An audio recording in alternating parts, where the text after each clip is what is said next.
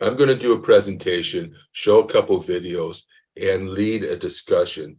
But the first, what I want to do is to tell you a little bit about the Truth and Democracy Coalition, and then about some of our upcoming events. So the Truth and Democracy Coalition was formed to build a pro-democracy movement in America.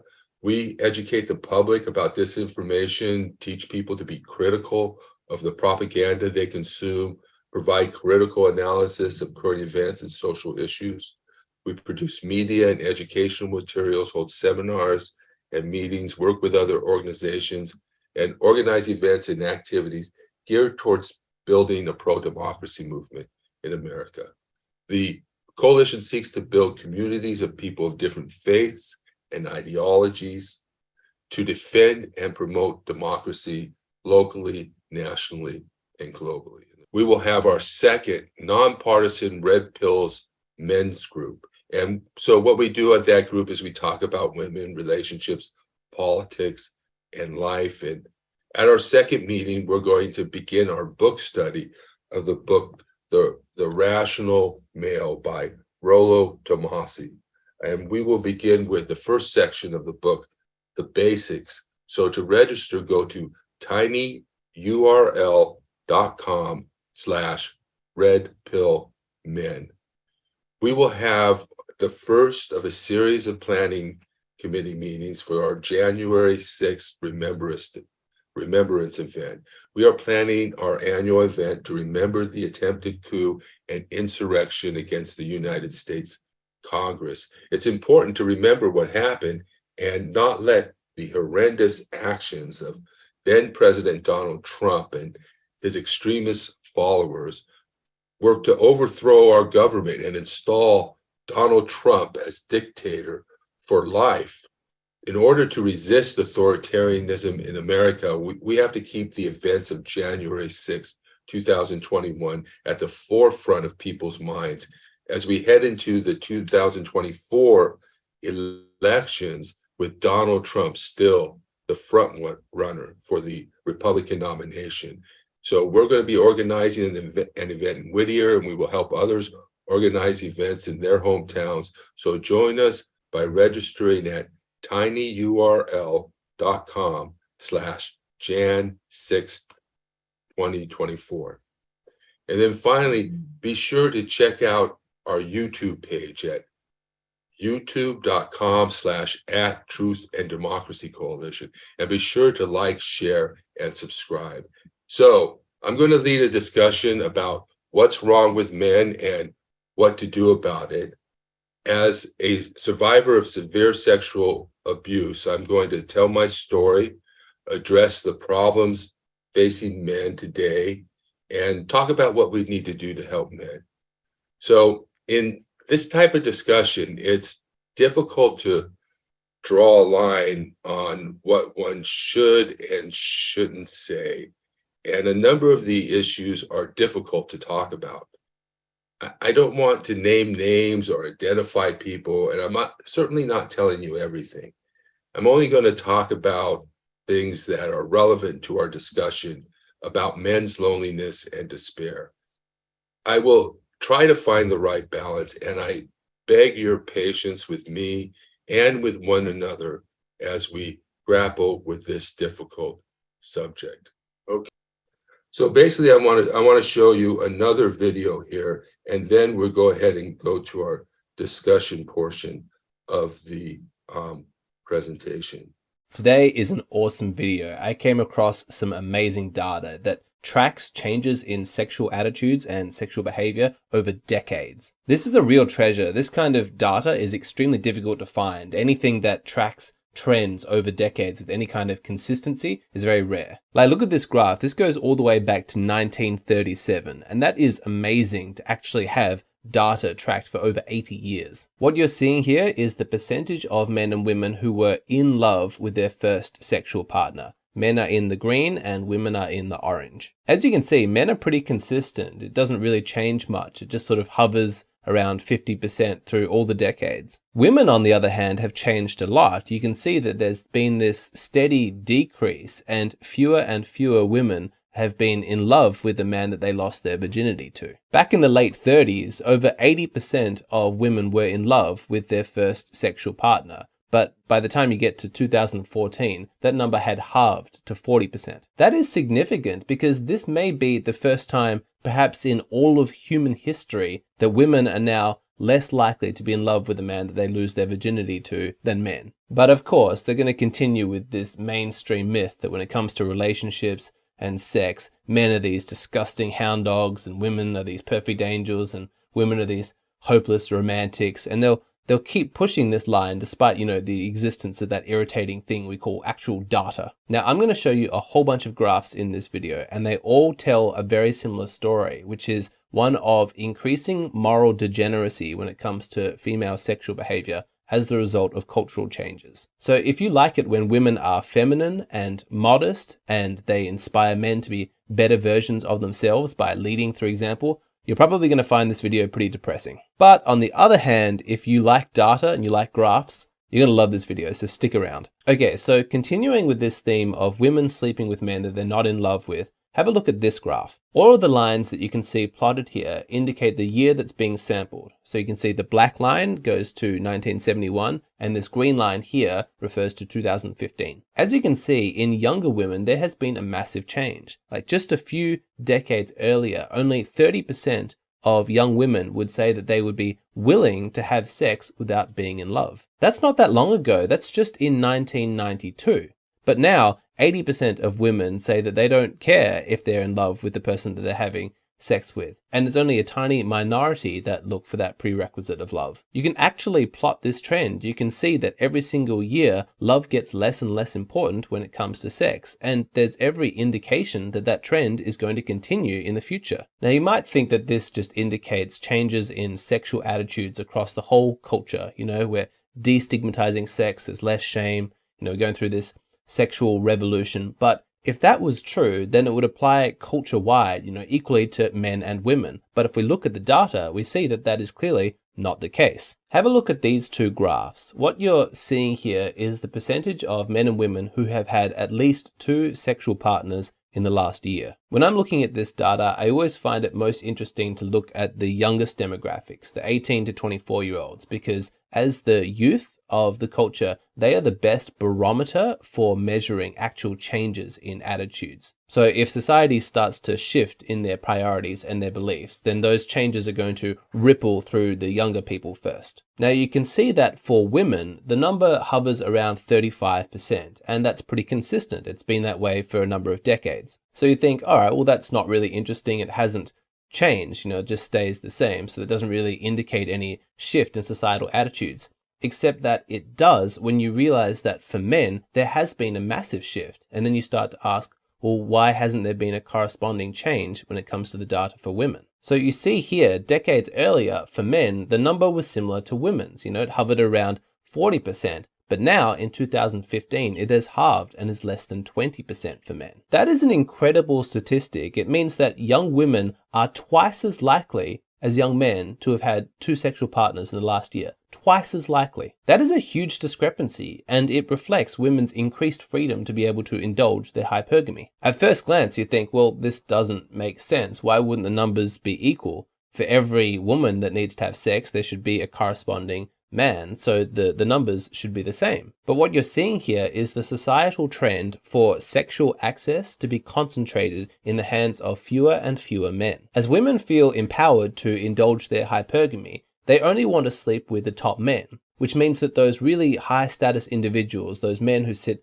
at the top of the pyramid, are having lots and lots of sex with lots of women, but the average guy is increasingly left out. This is a worrying trend because if it continues, it could lead to civil unrest, because these men are not going to feel invested in society. They're not going to feel invested in their community, and that's going to lead to an increase in antisocial behavior. Now, there are a few other explanations as to why young men are having fewer partners, whereas women are not. One cause is that young women are more likely to be shacking up with older men. Again, this is driven by hypergamy. Women are seeking those top status men, and she might only be 22 years old, but why would she want to be with a 22-year-old boy who hasn't achieved anything yet when the men in their 30s who are high status and high wealth, they're showing her interest. Like I've said in my other videos, when it comes to dating, being in your late teens and early 20s is one of the roughest periods of men, because all of the women of your age group that you're interested in are also the women that every other man of all the other age groups are interested in. And so the competition is fierce, and because you haven't really achieved much in your life, you're sort of at the bottom of the pyramid. Another explanation that is very rarely spoken about is that women are looking at other women as viable sexual options and just leaving men out of the equation altogether. Look at these two graphs. In this top one, you're looking at women who admit that their sexual attraction goes beyond just men. It used to be quite low, hovering at around 10% a few decades earlier, but if you see the figures for 2015, for young women, it has jumped up to 40%. That is a huge percentage of women who are explicitly bisexual, and there's every indication that that trend is going to continue. This bottom graph shows a similar trend. Back in 1992, only 5% of these young women had had a sexual experience with another woman, but come to 2015, that number has quadrupled to 20%. If you're an average guy in your early 20s and you want to have sex with a woman, it has never been harder. Competition has never been more intense. We are supposedly living in the age of sexual liberation, but for young men, it would be more accurately called the age of sexual frustration. Look at these two graphs. You can see here that in 2015, the median number of sexual partners for women aged 18 to 24 was 5. But when you look at this graph for men, you see that their number of median partners is 2.5. This isn't some outlier or anecdotal evidence. This is data taken from an entire population of people, and it shows that young women have had twice as many sexual partners as young men. Like I said, it's the age of sexual liberation for women and the age of sexual frustration for men. So let's look at some other ways that women are becoming more sexually liberated. There's this graph which shows the average age that men and women were when they lost their virginity. The female line is orange, and you can see this continuous downward trend where the age in which women were losing their virginity just gets lower and lower and lower. By 2009, it had gotten to 16 and a half as the average age for women. And that is 11 years ago. There was every indication that the trend was going to continue, so who knows how low it is now. I think we need to ask ourselves, is this a good thing? Is this actually empowering for women to be losing their virginity at earlier and earlier ages? And remember, if age 16 is the average, that means that there are many women who lose their virginity much earlier. Like for every girl who loses her virginity at age 19, there is another girl who loses her virginity at age 13. I don't know, I might be alone here, but I think that this trend is worrying. This is another interesting graph. This shows changes in attitudes for what sexual acts women feel are perverse. The green lines are their opinions in 2007, and the orange lines are their opinions in 2015. As you can see, everything across the board is less stigmatized now than it was 8 years ago. Sadomasochism, down from 75% to 58%. Group sex, down from 64% to 49%. Porn, from 25% to 16%. Just look at that entire trend, how much stigma has decreased in a short period, just 8 years. And I don't think I'm being a sexual prude here, but I have to imagine that it's not fantastic news for all the fathers out there that their daughters are now growing up in a society where there's less stigma around anal sex and swinging. But I want to say this, that feminism has made men into better people. We no longer hackle or yell at women. We allow them to be our bosses, to judge us. We treat them with more respect.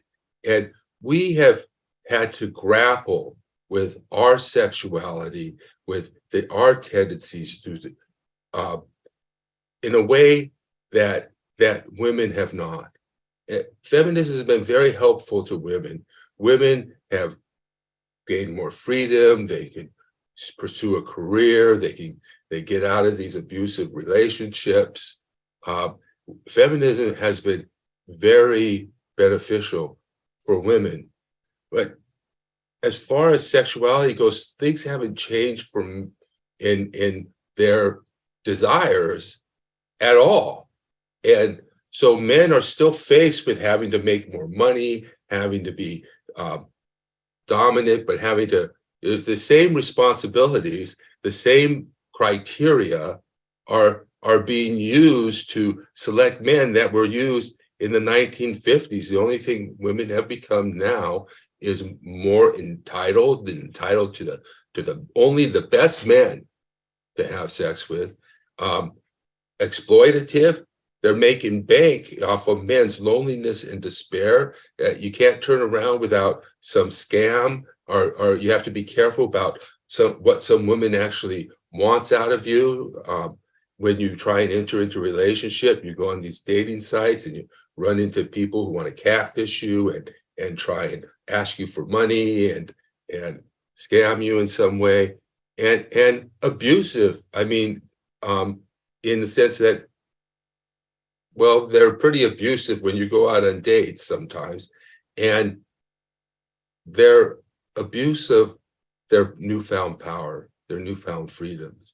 So there's a lot of people are banking. This guy we listened to at first, and the evolutionary psychology of banking, that women can't change. But I think there is some things that can change. Some of the more recent developments, maybe there could be changes, or we can at least raise our sensibility, do some consciousness raising to make people more aware of what's going on.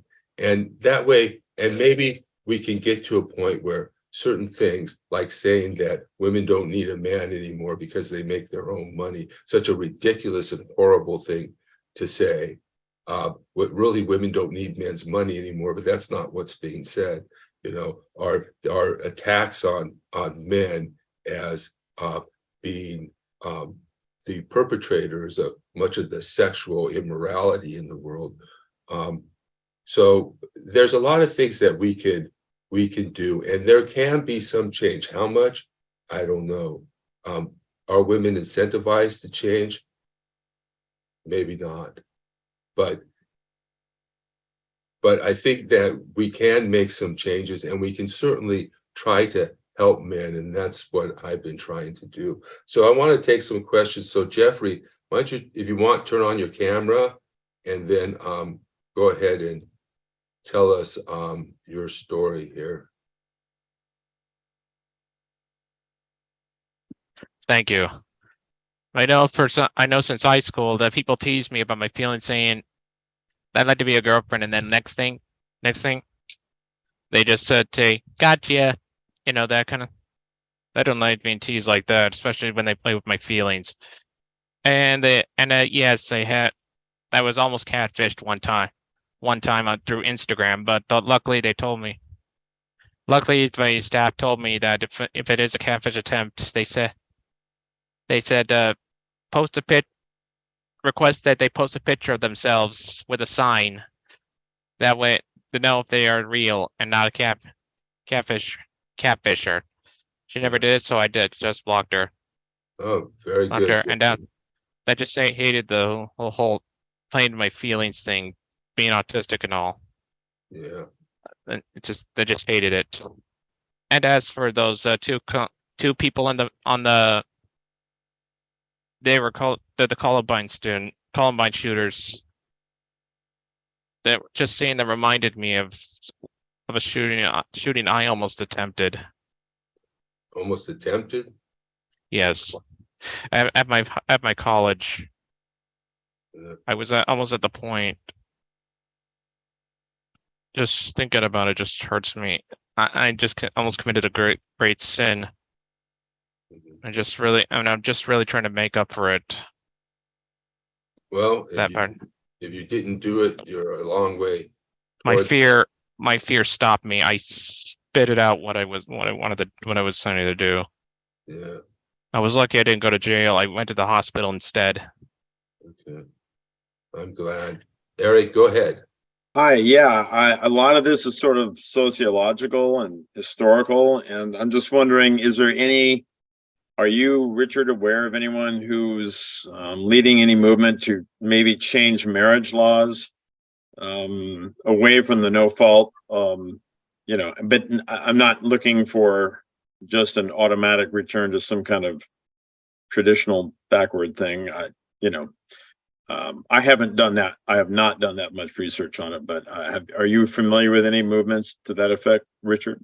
You know, I'm not. We are doing our red pill men's group at some point. We may do some advocacy for certain things like that, but Yeah. right now we're not near that. You know, one thing I want to say about that monogamy, I mean, when women, you know, we often think that, you know, women were, I don't know if I said this, that women were oppressed, that they were chattel, and they were forced into these polygamous marriages because they had no other choice, and that's a part of women's oppression. And monogamy was really created to create more even access for men, so that men could have a wife and have a woman. That's what monogamy was created for. And when we look at it now, we really have to come to realize and see that polygamy, some type of polygamous relationship, is really, it's women's natural state. It's where they will naturally go. They'd rather share a high value man than be stuck with a low value loser, you know. So so that's where we're at right now. But hopefully we'll be able to look at some of these laws. I think the laws on prostitution are very unevenly enforced. And, you know, there's things that women can do that men would get arrested for and be outed to their wives. So there's laws we can do. Right now, we're just at the point of consciousness raising. All right. Thank you so much, Eric, for your participation and for coming. Okay. Let me get you in here. Okay, YJ, you're up. Go ahead, unmute. Hey, Richard. Thanks for arranging this meeting now. So, I know this is focused on men, but as a trans person, I feel your arguments are also ignoring a lot of the trans movement and what the potential for that would be for fixing these problems, rather than trying to go back to what it was in the old days. So I want to say that, and one thing I didn't mention is that I date both straight and transgendered women. So, and, you know, like I was saying, that men have a wide sexual palette. They can date, like I was saying, they can date old, fat, young, old, old. And I think that transgender, this is my perspective, transgender women are just another form of women. So in other words, now transgender women also pick up the same mentality that women have. They have the same mentality. And but the problem I have with the transgender community, at least, you know, I'm not on the men's transgender men, but the transgender women, is most of them, a lot of them are prostitutes. And so when I go to a club to meet transgendered women, I'm inevitably faced with a lot of prostitutes. I was lucky to find one who is not. But in this sense, for me, I know one thing is for sure, that the transgender woman I'm dating now has genuine sexual desire for me. I know that that's true. And I think it gives men, if they're able to do that, more options. You know, we don't have to stick with a woman who's going to take advantage of you, rip you off, and then leave you when you're down on your luck, or when you're sick, or when she's through with you, or when you're not needed anymore. And their sexuality is not going to turn off, you know, for a lot of transgendered women. They're going, especially ones who don't have a complete sexual transition, who, in other words, who keep their penises, their sexual appetite is going to be strong. So there's a lot of benefits to dating transgendered women, but what I see is that transgendered women are just another type of women that men can be attracted to. And I'm not sure how that goes for transgendered men, though. And I think it may be tougher, but they definitely have to look maybe in the lesbian market. I really don't know much about transgendered men, but that's how I feel. So the role that transgendered women can play is if they want to, if they can't, but many of them will still be hypergamous. Transgendered women still take on the mentality of men and can still be hypergamous. The reason that the woman I'm dating is because she's makes much less money than me. That's one thing that is for sure. I don't know, but the good thing is, half the battle is to find a woman who has genuine sexual desire for you. So I don't know if that answers your question. Well, so perhaps you misunderstood. Well, first of all, I'm sorry that your experience of trans women has been so limited. There's a very large and thriving community of trans people in Long Beach, and I hope you get to meet them one day. And they're not prostitutes; they're just normal people like me. I'm an engineer, by the way, and I'm actually non-binary. I don't consider myself a woman. And my argument was more that perhaps society needs to reduce the boundaries between men and women.